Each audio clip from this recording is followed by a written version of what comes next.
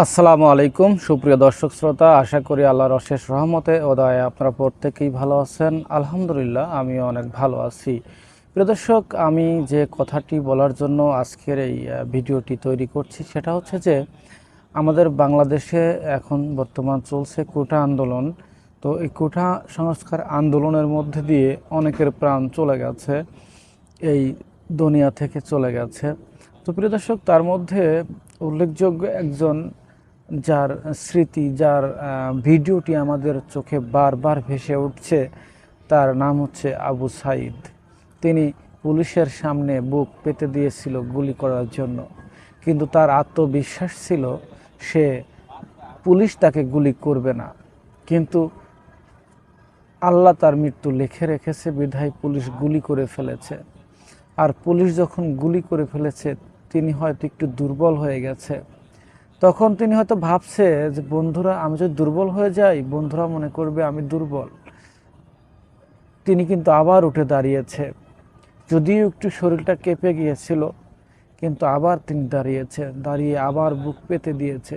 আবার যখন আরেকটা গুলি লেগেছে, তখন আর তিনি দাঁড়িয়ে থাকতে পারেননি, তিনি পড়ে গেছে। প্রিয় দর্শক, সেই ছেলেটির কথা বলছি, যেই ছেলেটির ছবি এখন ফেসবুক সোশ্যাল মিডিয়াতে ভাইরাল।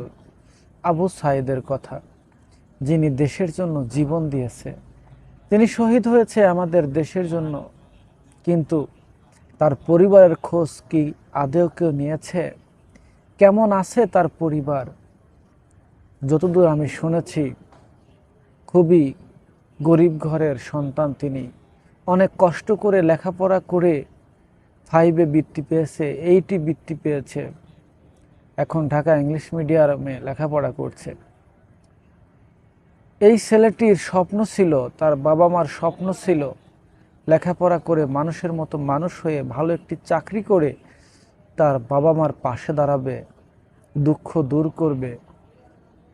তার হলো না। রাত 10টার পরে তার বাসায় ফিরে যাওয়া হলো না, তার মায়ের আঁচলে, মায়ের কোলে ফিরে যাওয়া। যেই বাবা মা স্বপ্ন দেখেছিল, কষ্ট করে তার সন্তানকে মানুষ করতেছিল, সেই বাবা মাকে কে দিবে সান্ত্বনা, কে পাশে দাঁড়াবে? হয়তো এই আবু সাঈদকে আমরা ফেসবুকে বা আমাদের মনের কুঠিরে অনেক বড় একটি জায়গা দিয়ে দিয়েছি, কিন্তু আমাদের উচিত হবে তার বাবা মার পাশে দাঁড়ানো, তার বাবা মার কষ্টের দিনগুলোকে আমাদের পাশে দাঁড়ানো। আমরা যদি তার বাবা মাকে সান্ত্বনা দিতে না পারি, তার বাবা মার পাশে না দাঁড়াতে পারি, তাহলে তার এই ছেলের শহীদ হওয়াটা ব্যর্থ হয়ে যাবে। বাস্তবতা অনেক বড় কঠিন। আমরা হয়তো ফেসবুকের দেওয়ালে তার ছবি দিয়ে দিয়ে, অনেক সম্মান দিয়ে, শহীদের মর্যাদা দিয়ে আমরা তাকে লিখছি, তাকে নিয়ে আমরা গর্ববোধ করছি যে আমাদের বাংলার সোনার ছেলে। আবার সাথে সাথে আমরা বলে উঠছি, বলো বীর অনন্ত নমঃশির, হাজারো রক্তের বিনিময়ে। আমরা কত ধরনের গান গাচ্ছি তাকে নিয়ে।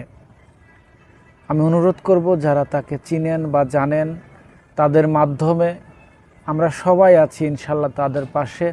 শুধু একটু যোগাযোগ করায় দিবেন, একটু যোগাযোগ করার ব্যবস্থা করবেন। তাদের বাবা মাকে যতদূর আমাদের সামর্থ্য আছে আমরা পাশে দাঁড়াবো ইনশাল্লাহ।